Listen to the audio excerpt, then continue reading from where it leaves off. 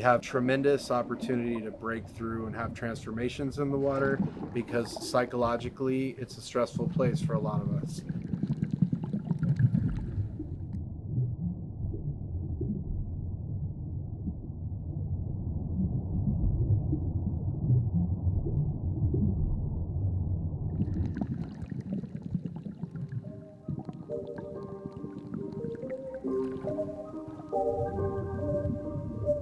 Take a deep breath in and hold that down.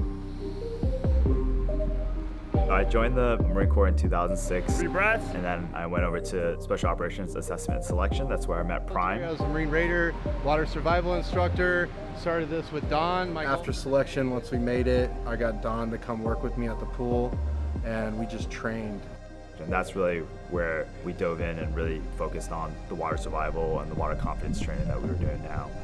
After that, we went over to the Marine Special Operations School for 10 months where we did a lot of amphibious training, so in and out of the ocean, the boats. Fast forward, we went over to Afghanistan a few times. Just the craziest shit that you could ever imagine.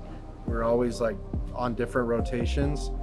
In August of 2012, I was in an insider attack. When something happens that you can't predict like that, and your life gets really stressful out of nowhere, you just have to slow everything down. And that can translate to anything that's stressful in life.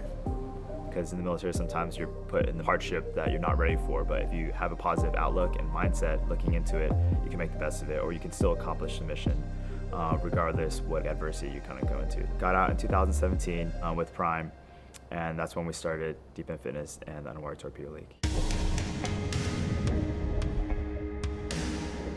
Deep End Fitness is a water-based fitness program, and we use the methods that we started with in the pool, which is the acronym F.R.E.E, so focus, relaxation, economy of motion, and efficient breathing. And we've taken that and created this operating system that we use. It's pretty much half the physical side and then half the mental side. The mental side is really where we've seen so many people break barriers every single session. We also train a lot of MMA fighters and some NFL athletes and Olympic swimmers. Outside of that, we've been training big wave surfers. Mental focus is key. Knowing first what we're focused on and then making sure that it's manageable. When we do the walks, just focus on that next line. One line at a time. Boom, boom, systematic, break it down. Decluttering the mind.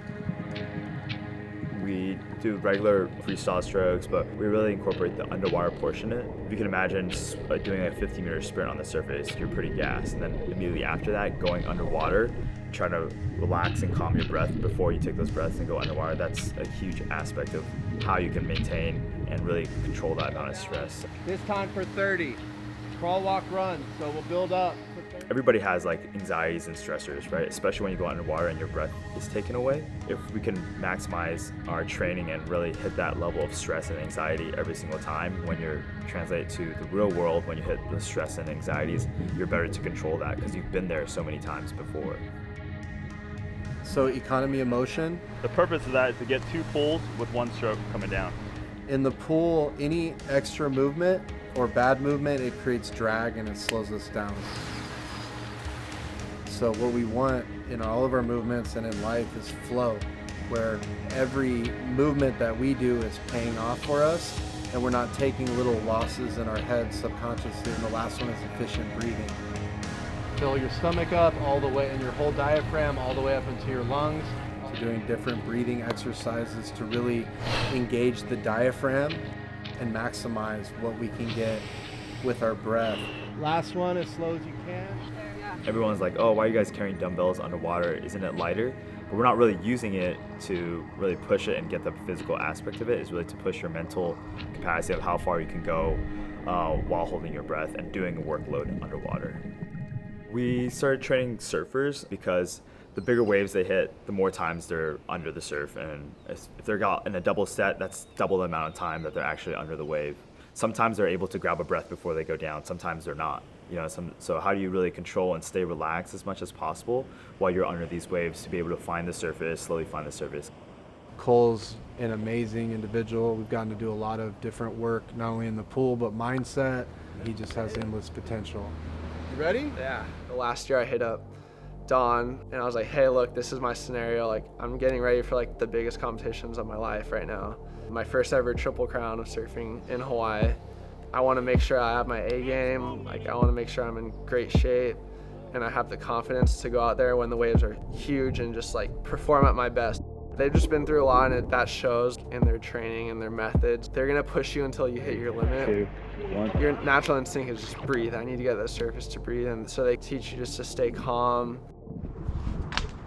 I'd say about like 3/4 of professional surfers come from some sort of surfing background. No one in my family surfed. I definitely had no idea there were surf contests. I thought it was just kind of one of those things you did for fun. My dad learned with me like how it all goes, and that's me and my dad. Kind of gives you like now the underdog mentality. So he's the one kid you never have to ask him, did you work out today? Are you gonna work out tomorrow? He's always been driven. My dad was first generation immigrant. He's shown me what hard work can do. Having that as my background from my dad, it makes me want to work hard. I'm like 5-time national champion for under 18. I finished top 100 on the qualifying series last year, and then the next goal is to qualify for the championship tour. On the CT, which is the World Championship Tour, I think there's 32 guys now, and there's 3 of those guys are from San Clemente. We can get on our bikes. 2 miles down the road is trestles. San Clemente is really unique. We have a world-class wave. Whenever the waves are pumping, everyone's at lowers. When I was early teenager, training was kind of looked down as like you're a jock. Since then, I think professionalism's really come into the sport, and so the training aspect's huge. I don't want to get stuck in the same pattern, so I feel like finding new ways to train, that's what will give me confidence. Don's really good about giving me scenarios that would likely happen in the ocean. We do a lot of disorientation drills, so we'll put them underwater and we'll disorient them, maybe put them in a ball, switch them around in different positions, and then we'll give them a tap or something like that, or a double clap so you can hear it, and he'll have to do a 25-meter underwater swim. They do a lot of bobs. You sink yourself to the bottom, push off, come up for one breath of air and go back down.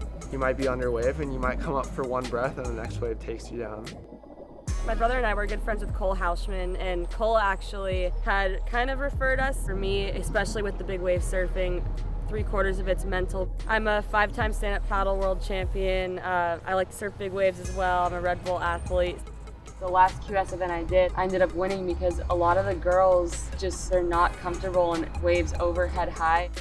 If you're in a bad place mentally, you can put yourself in a really bad situation. From the first time they come to the 20th, they still are able to break these mental barriers all the time. That's where we kind of differentiate ourselves from other training programs out there. All this training is really good because it's teaching me to be calm and to have that confidence to know this is how I'm going to stay calm while I'm under, and I've put in the training and I know I'll be okay. I trained with them for about 2 months before I went to Hawaii, and it was like a full game changer. My mental game was a lot stronger. Physically, I felt better, and I just had overall a lot more confidence surfing those waves. Our goal is to get Cole to become the world champion in the WSL. Before, he was like, hey, I had some flaws, I need some things I need to work on, whether that be the confidence I have underwater, the physical ability he has to be out there and outperform his competitors. Building barriers and breaking them together is huge. Now he's there. You know, he's there mentally, he's there physically. I'm gonna see myself training with them as long as I can. Honestly, it's an honor to be able to train with them. They're just like such badass humans. The stuff that they've done is crazy, and they just make you feel like it's family here. You guys go wherever you need, and we're just gonna be like right here. Really kind of creating that positive change in the world. Anxiety and stress nowadays is such a big factor in everybody. So focused on phones and how they portray themselves in social media. If we could just get people outside and train and be more confident, break barriers together like we're doing with Cole, it's really will make the world a better place. They want anyone that's involved with them to be successful as well.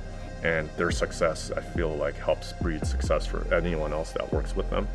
My why is create a positive shift. It's hard getting out of the military. It's been a blessing in a lot of ways to get to a place where I'm okay to leverage those experiences to help people that are in my circle.